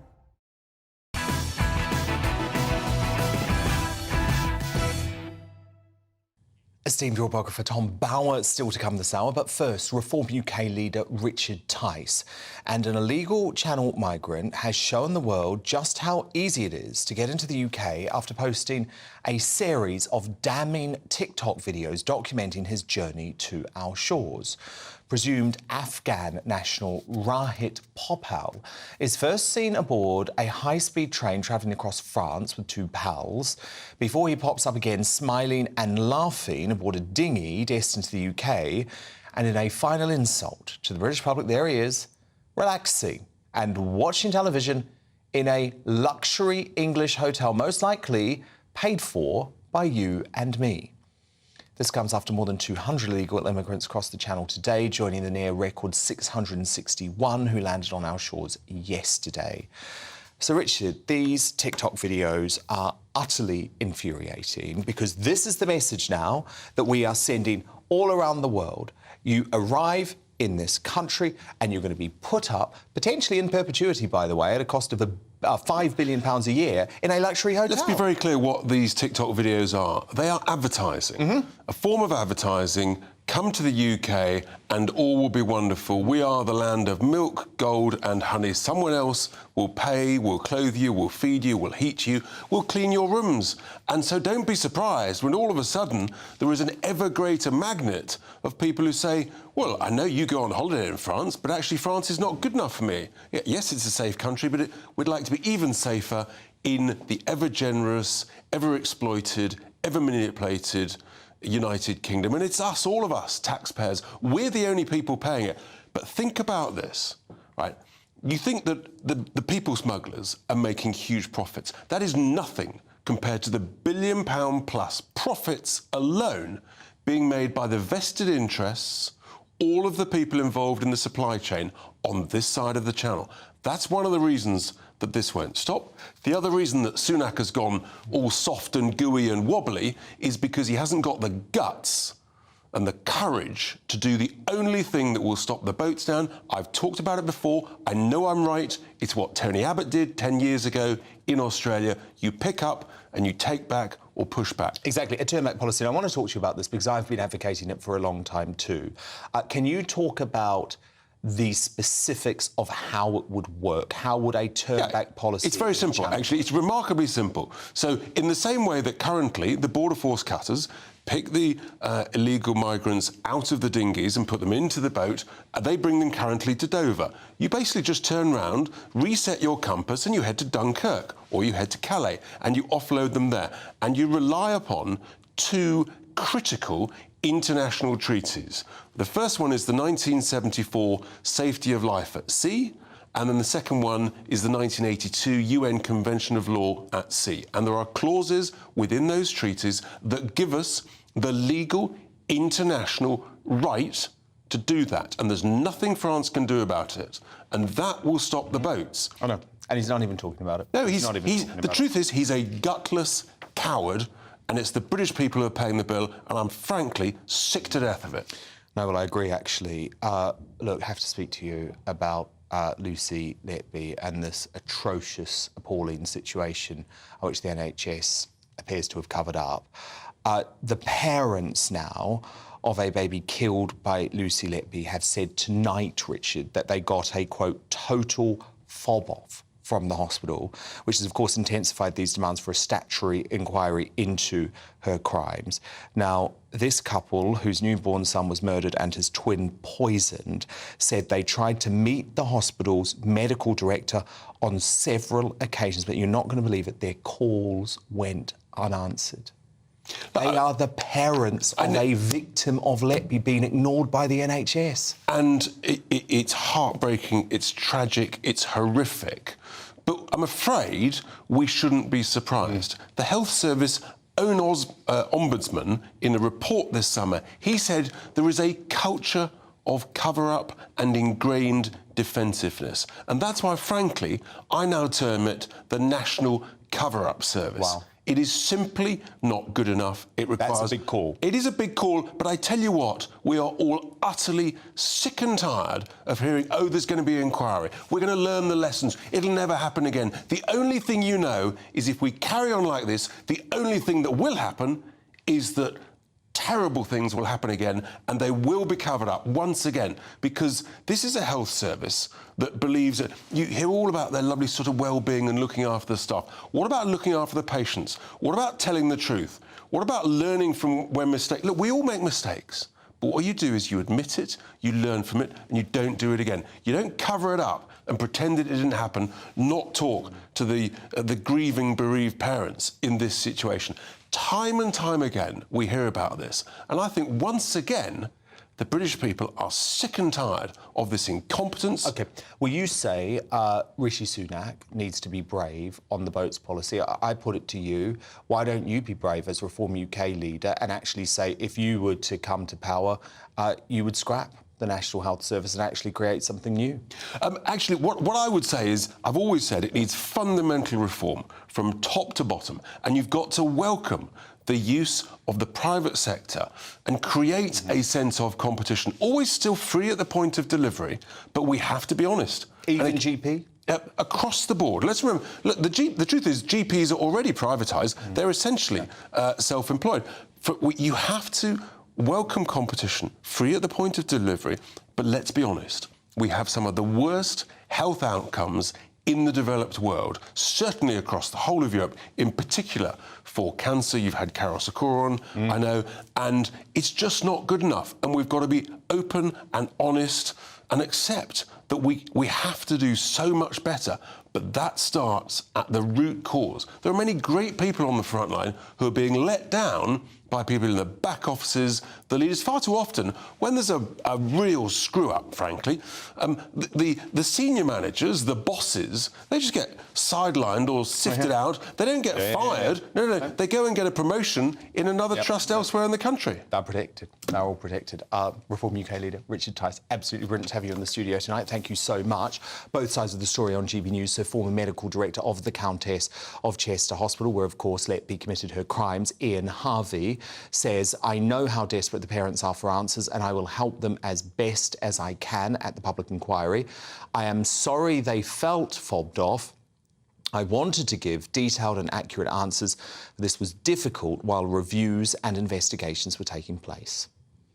Now, esteemed royal biographer Tom Bower on potential peace talks between the King and Prince Harry coming up. First, though, the weather. That warm feeling inside. From Boxed Boilers, proud sponsors of weather on GB News. Good evening, I'm Alex Deakin and this is your latest weather update from the Met Office for GB News. Tomorrow, most places will have a fine day. Some places seeing quite a bit of sunshine, others staying fairly cloudy.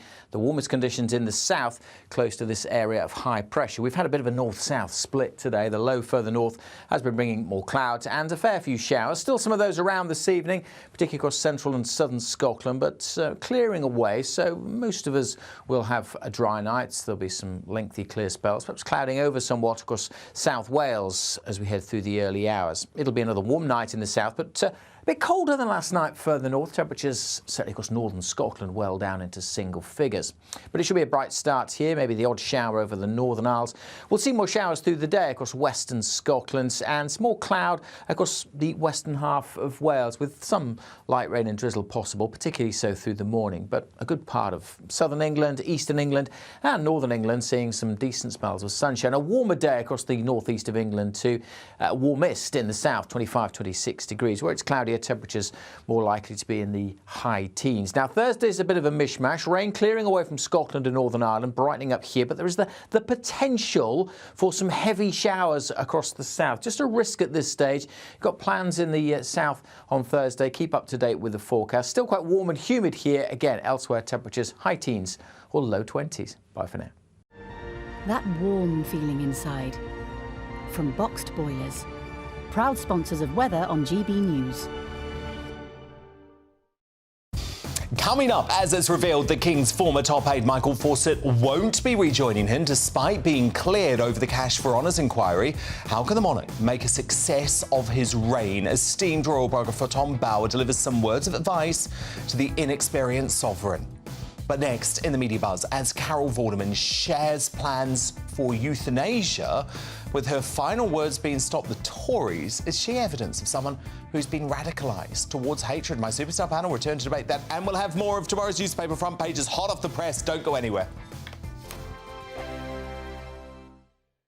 Monday to Thursday nights on GB News. At 6, it's Dubes & Co. 7 o'clock, Farage. At 8, join Jacob Rees-Mogg. And at 9, Dan Wootton Tonight, followed by headliners. On TV, radio and online. This is GB News. Now then, Lee Anderson here. Join me on GB News on my show, The Real World, every Friday at 7 p.m. I'm not eating bloody cat. Are you Delicious. mental? Open your mouth. OK, here comes a train. Reminds me of the scene in Singing in the Rain. Adam, is that a good one? Whoa! Join me at 7 on GB News, Britain's news channel. Join me, Camilla Tominey, on Sunday mornings from 9:30, taking the politicians to task and breaking out of SW1 to see how their decisions are affecting you across the UK. Bursting the Westminster bubble every Sunday morning, only on GB News, the People's Channel. Britain's watching. Join us every night on GB News at 11 p.m. for Headliners, which is 3 top comedians going through the next day's news stories, which is exactly what you need, because when the establishment has gone crazy, you need some craziness to make sense of it. So join us 11 p.m. every night on GB News, the People's Channel, Britain's news channel. I'm Andrew Doyle. Join me at 7 o'clock every Sunday night for Free Speech Nation, the show where I tackle the week's biggest stories in politics and current affairs with the help of my 2 comedian panellists and a variety of special guests. Free Speech Nation, Sunday nights from 7 on GB News, the People's Channel, Britain's news channel. Every Sunday from 11, join Michael Portillo. There will be topical discussion, looking at the week before and the week to come. So kick back and relax at 11 a.m. on Sundays on GB News with me, Michael Portillo. GB News, the People's Channel, Britain's news channel. I joined GB News because I was sick and tired of not hearing my views being represented, not just mine, but so many people that I knew and spoke to. I just couldn't get my voice out there. I couldn't say anything. I couldn't do anything. Whatever the narrative was, I kind of had to follow it. GB News is there to provide a voice for those who have been ignored by the establishment media. We think different things. We've got a different style. GB News is here to be optimistic and positive about the future. It's real kind of dynamic and flowing, with the audience very much at the heart of it, like a big family. Here at GB News, we talk about the things that matter to you. Hearing the voices from right across our towns and cities, especially our towns. All sides of the argument represented with a heavy dose of opinion. We're on a mission here to make a difference. And the GB News family really is here for you, and whatever time of day you can watch or listen. Britain's watching. Britain's watching. We're proud to be GB News, the People's Channel, Britain's news channel.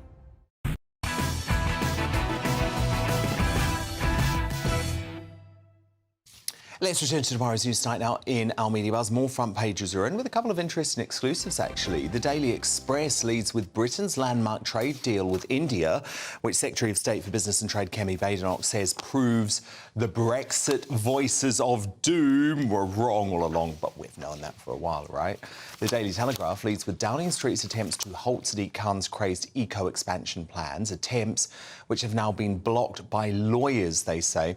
It also features that absolutely superb column by Alison Pearson that I really do urge you to read tomorrow. She says the Letby case has revealed an NHS rancid with cover-up and corruption.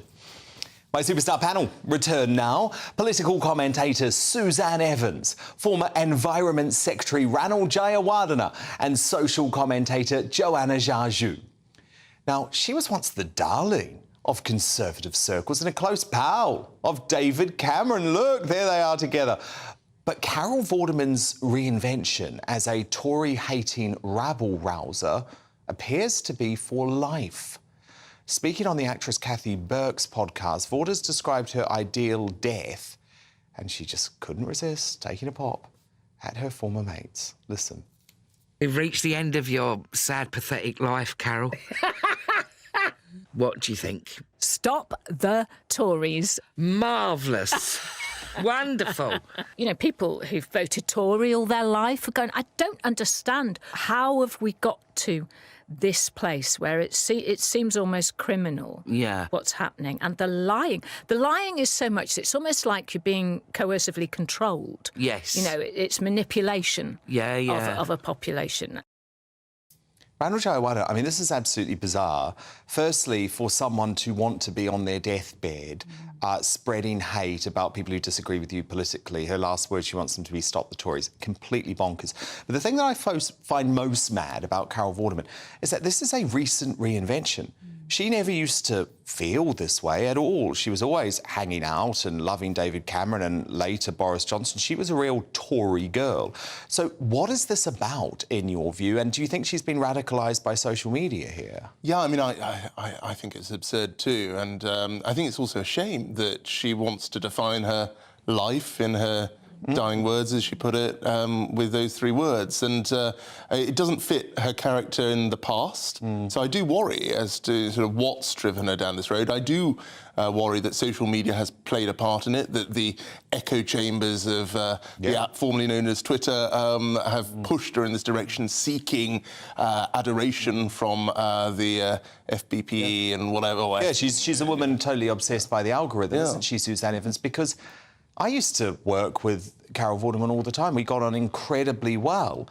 But she's become a a really hate-filled creature, and it's so sad to see. It is really sad, and like Randall, I'm actually slightly worried about her, if that doesn't sound too patronising. However, I don't think she's going to get her dying wish. Stop the Tories, because I think they're doing a pretty good job of stopping themselves already. I'm sorry, Randall, but it's true, you know. When did you leave the party, Suzanne? 2013. Yeah, so 10 years ago. But, you know, coming. immigration at an all-time high, tax burden higher since the 1960s, proportion of debt of GDP, 99% higher since the 1960s. I could go on and on and on. They're destroying themselves. She doesn't need to stop them. Why is there so much hatred on your side of politics?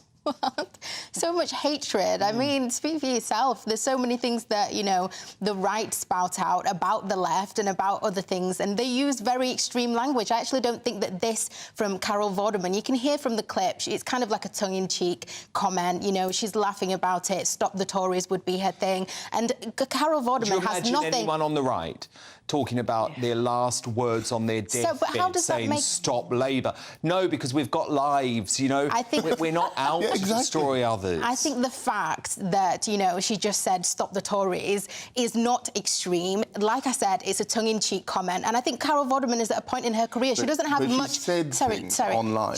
She doesn't. Yes, but also I don't think that it's about this, you know, extreme social media echo chamber at all. I think Carol Vorderman has been, you know, dedicated to the Tories in a past life, and she's realised and watched the sleaze, the corruption, and she's there to basically inform the British public and let them know of all the things that are happening. And I think she's right. I think she's realised that we should stop the Tories. To likes on Twitter or X, whatever we call it now. Now, look, following their World Cup heartbreak, the Lionesses returned to the UK today. They came under some criticism, actually, after sneaking out of Heathrow Airport through a private exit, bypassing their biggest fans who had waited for them, although apparently that's something that's pretty usual. The men's team would do it too. Meanwhile, former England footballer and Sky Sports pundit Karen Carney raised eyebrows by using the Monday Night Football programme to make an interesting demand of big brands. Watch this. I think big brands should go, if we're sponsoring a football club, and this is just my personal opinion, if a big brand is going, we're going to sponsor your football club, go 50-50. Invest and say, look, I'm giving 50% to the men and 50% to the women, and state it. Because as a brand, when you're sponsoring something, in my opinion, that's a big audience. It shouldn't just be one type of audience. And I think brands have got to do a better job of that. Suzanne Evans, this is something that I just despise, right? Because we loved what the Lionesses did. They are doing their own thing. They're doing bloody well. But we live in a capitalist society. We can't demand that brands are forced to put 50% of their money into a particular game that is watched by far fewer people. Like, what is this about? Well, I totally agree. I mean, the Lionesses do what they do. Businesses have got to do what they do, and businesses have a marketing budget, and it's up to them to decide how to spend it. And if they want to spend it on sponsoring 50% to a women's football team and 50% to a blokes football team, then that's absolutely fine. But I'm afraid, you know, the last thing I want... businesses suffer from enough legislation, over-legislation and regulation, in my view. We don't need them to have any more foisted on them. But, Joanna, you actually think she makes a really fair point? She makes a fair point in terms of investing maybe in grassroots, you know, women's football to make sure that it does level up and meet the same standard and exposure that men's football has. But at the same time, I do also see from a business point of view that businesses, when they've got their marketing budget, they've got to look at a return on investment and they've got to look at the amount of audience that the men's game gets versus the women's game. I think what she should be doing, and the message is lost really, it's not about giving, you know, advertising spend equally to the women's game when it doesn't get as many, you know, eyes when they're watching. It's about the investment to make sure that the women's game levels up, because let's not forget that the women's game was held back for years, so it's got a lot of catching up to do. Maybe it will never level up, and that's OK, because, Randall, look, and I say this, by the way, as a massive supporter of women's sports. Regular viewers of the show will know that I'm a huge supporter of the London Pulse netball team, right? And netball is actually the biggest participation in women's sport in the country. And here's what's really interesting about netball, right? Men's netball, no one really cares about it. It doesn't get much investment. Not many people watch it. And that's OK. It's OK for there to be sports, netball, synchronised swimming, that women excel at. And there are other sports, sumo wrestling being one, that men are great at. I hate this push for everything to be exactly the same. Totally agree. I mean, I'm a big fan of cricket, and the 100, which has been going on over the summer, that's a great example of how the women's game in cricket has grown massively, and they're winning support and sponsorship on their own merit. And I think the Lionesses should be able to do the same. It'd be a great shame if people, whether men or women, or indeed any other group of people, felt they were only getting support because of a quota. And it's an extension of the wokerati who are trying to put particular quotas of people on advertising and all sorts of things. Can I just say, it's all well and good saying that, but also the Lionesses have also shown how good they are. They've just got to a World Cup final. But Joanna, Exactly. they are being paid incredibly well compared to virtually all other female sports persons. I mean, go and speak to the people in the England Roses netball team if you want to know how little lots of female sports women are paid. So just because they might not be being paid £75,000 a week doesn't mean that they're not being paid incredibly well. But it also shows that they're amazing on the world stage and they can compete at that level. The deals. So they should also secure the sponsorship. No, they're going to do it themselves, but they should do it on their own merits, not because companies are forced into it, because we don't live in a communist world. Joanna Jaju, Randall Jayawarden, Suzanne Evans, thank you all so much. Do stand by there, because coming up, Britain's race baiter-in-chief, Dr. Scholler, says that the despicable Lucy Letby was able to kill undetected because she was, quote, white. So where do my superstar panel stand on that claim? Find out as we reveal the nominations for our Greatest Britain and Union Jackass soon. But next, in Uncancelled, he's already been dismissed as a caretaker king by an ally. So will the reign of Charles III only prove to be a mere footnote in history? Esteemed royal biographer Tom Bauer gives his expert analysis on that, and whether Prince William is sexist for refusing to attend the Women's World Cup final. Bauer, he's up in just 2 minutes' time, so don't go anywhere. What you get for breakfast is something that, if we do our jobs right, you will wake up to news that you didn't know the night before. It's a conversation. It's not just me and Eamon. We want to get to know you, and we want you to get to know us. From 6, it's Breakfast with Eamon and Isabel. Monday to Thursdays on GB News. Britain's news channel. When the news happens, it happens here. And really important breaking news. Breaking news this morning. On TV, radio and online, the news starts here on Britain's Newsroom. All the biggest stories and the answers that you need from across the UK and beyond. Join Britain's Newsroom from 9:30 on GB News. The People's Channel, Britain's news channel. Join me, Patrick Christie's, Monday to Friday, 3 till 6. We tackle the day's news agenda like you've never seen before. It's high tempo, high octane, the most controversial topics and the best guests. You will not be able to take your eyes and ears off it. I'm not afraid to ask the questions that you really want answered. 3 till 6 p.m, Monday to Friday on GB News, the People's Channel, Britain's news channel. Westminster is going around in ever-decreasing circles, followed by the media. Britain is broken. How on earth did we get into this mess? But more importantly, how do we get out of it? Join me at 7 p.m, Mondays to Thursdays on Farage, here on GB News. We will have open, rational debate. We've got to work out how Britain moves forward from this. Join us here on GB News, the People's Channel. Britain is watching. People in Britain, they love free speech, but they also love fair play. I don't care if I'm speaking somebody from a trade union, from the Labour Party, somebody from the SNP. And I think the viewers like to see that actually we can challenge one another, but in a positive way. We think we ask the questions that people want to ask, and often we ask the questions that we wanted to ask in Parliament but never got the chance to ask. So join us every Saturday, 10 a.m. till noon on GB News, Britain's news channel.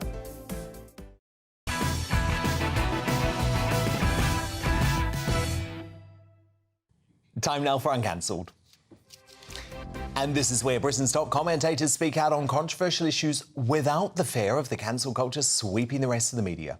And breaking tonight, there will be no royal reunion between King Charles and his closest long-term aide, Michael Fawcett, despite the Met Police dropping their inquiry into the Cash for Honours investigation against Fawcett and the Prince's Foundation yesterday. Sources have tonight told the Daily Telegraph that the King will never work with the former chief executive of his foundation again, with both men said to have moved on, aware that such a move would simply not be worth the aggravation.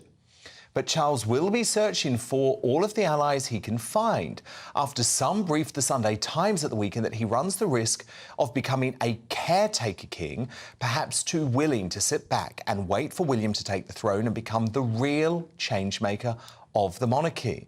Well, I'm delighted to welcome back to the show distinguished royal author Tom Bower, of course, the biographer of the King. And Tom, look, obviously we've got this breaking news on Michael Fawcett, but there seems to be a bigger question tonight as we approach the one-year anniversary of King Charles's reign as to whether he's actually making any form of difference and if he has the right people around him to do so. Well, in my view, not, and we've discussed this many times, Dan. But, you know, the Fawcett decision is actually critical to the survival of the monarchy. If Michael Fawcett had been prosecuted and the evidence against him, let's remind ourselves, was pretty conclusive. He had offered a Saudi businessman a knighthood and British citizenship in return for a donation to Prince Charles's charities. That, if it was proven to be true, is illegal. And Fawcett in the dock at the Old Bailey would have undoubtedly caused the king enormous problems, and in my view, it would have been the end of King Charles's reign. So they made the decision that the king's future was more important than the law in this case. And I think that's a very important decision that they've reached, a landmark. In terms of King Charles himself, I think we've always assumed that he's lost the mojo to some extent. The fact that he didn't deal firmly with the Sussexes, the fact that he allowed Prince William and Kate to take over so much of his duties has shown that he really hasn't got the energy, in my view, anymore to impose himself in the same way as perhaps his mother did and change Britain under his reign. You know, he's a man of 75. I think his wife is not that keen on endlessly traveling. And I think he is going to be, in every way, a good caretaker king, but not the man he hoped that he would be. Fascinating stuff. Both sides of the story, of course, here on GB News, and Michael Fawcett himself has always denied any wrongdoing, while a spokesperson for the Prince's Foundation told GB News tonight the Prince's Foundation has noted the decision of the Metropolitan Police following the conclusion of its own independent investigation and governance review last year. The charity is moving forward with a continued focus on delivering the education and training programs for which it has been established. Now, Tom, it hasn't been a great few days for Prince William either, who faced a barrage of criticism for what folk have called a sexist decision not to attend the Women's World Cup final in Sydney and his subsequent video apology. Watch this. Lionesses, we want to send you a huge good luck for tomorrow. We're sorry we can't be there in person, but we're so proud of everything you've achieved and the millions you've inspired here and around the world. So go out there tomorrow and really enjoy yourselves. Good luck, Lionesses. But the Daily Telegraph columnist, Tom, and friend of the show, Celia Walden, argues while the decision may have been clumsy, it wasn't sexist. She accuses the Prince's critics of diluting serious accusations of sexism. So what did you make of his no-show in Sydney, Tom? Well, I thought there were three reasons why he didn't have to go. I think that you know, he's a hard-working man. He's got a family. It's the summer holidays. It wouldn't only been his holidays that have been disrupted, but all his staff as well. I think that it wasn't vital for him to sit there, although in Sydney, although undoubtedly is an amazing achievement for the Lionesses and for women's sport in all, that they have got that far. They did get that far. But I think there's another more important issue as well here. Australia is run at the moment by a Republican Prime Minister. I think the arrival of Prince William just to see an English match, but not to have been there to see the Australian matches, would have been used by him to show that Prince William is not really a prince of the Australian people. He might have got involved in some unfortunate politics. So I think the Lionesses played as well as they could without his presence there, and it wasn't the end of the world that he didn't turn up. OK, interesting take. I see where you're coming from there, actually. Now, look, reports from OK magazine, Tom, which have gone all around the world, are suggesting that Prince Harry is preparing for peace talks with King Charles, with plans for the pair to reunite in Britain before Harry travels back to the States after next month's Invictus Games. One condition, according to sources, would be the Duke no longer airs private family laundry in public. Tom, do you really think that Charles particularly wants to have any form of summit with Harry at the moment, given how difficult and destructive his youngest son is still proving to be? Well, I don't believe this story. I may be proved wrong, but I don't think that King Charles wants to get involved in the muckiness of discussing future terms of a relationship with Prince Harry. And I don't think that even Harry does, frankly. I think that they're both going about their lives now separately. And I think this is one of those stories a summer story, which might have been interesting, but really, let us look at the basics. The Sussexes are doing their absolute best to destroy the British monarchy. They may be quiet for the moment, but they're not going to keep it's not over. Forever. No, it's not over. Tom Bauer, brilliant as ever. Thank you so much, Tom. We'll speak very soon. But it's time now to reveal tonight's greatest Britain in Union Jackass. My superstar panel returns. Suzanne Evans, who are you nominating as your GB tonight? So I've been attacking Rishi Sunak for not stopping the boats and generally not being a proper Tory. So my GB nomination tonight is for the woman that could have stopped the boats and is a proper Tory, and that's Liz Truss, who I think should still be Prime Minister. Shame she isn't. Yeah, I'm sure Ranald agrees with that, given he was a member of the Truss cabinet. But Ranald, who are you nominating as your greatest Britain? I think that's a very good nomination. My nomination, though, is for Melanie Phillips, who's today written in the Times that people should have more children. It's absolutely crucial that we grow the next generation of Britons, and that's how we're going to grow our economy and indeed fund the services that everyone rely on. Joanna Jaju, your greatest Britain nominee, please. My greatest Britain nominee is Professor Caroline Moore, Chief Investigator of the study at University College London, which found MRI scans to screen men for prostate cancer could reduce deaths from the disease significantly. I think this is a huge step forward, which could save many lives in the future. OK, good nominations, but I'm going to go with Liz Truss and Suzanne Evans because as week after week goes by, Liz Truss is proven right. As I said at the time, she would be. Look at our growth figures. Look at our growth figures today and think of what would have happened if Truss was Prime Minister. It would be a very different story by now. Suzanne Evans, your Union Jackass nomination, please. So it's Genesis Preschool in Hull, which has pushed the Pride agenda on its primary school children with a book called Grandpa's Pride by Harry Woodhouse. It features pictures of men in bondage gear and a trans man with a bare chest showing off mastectomy scars.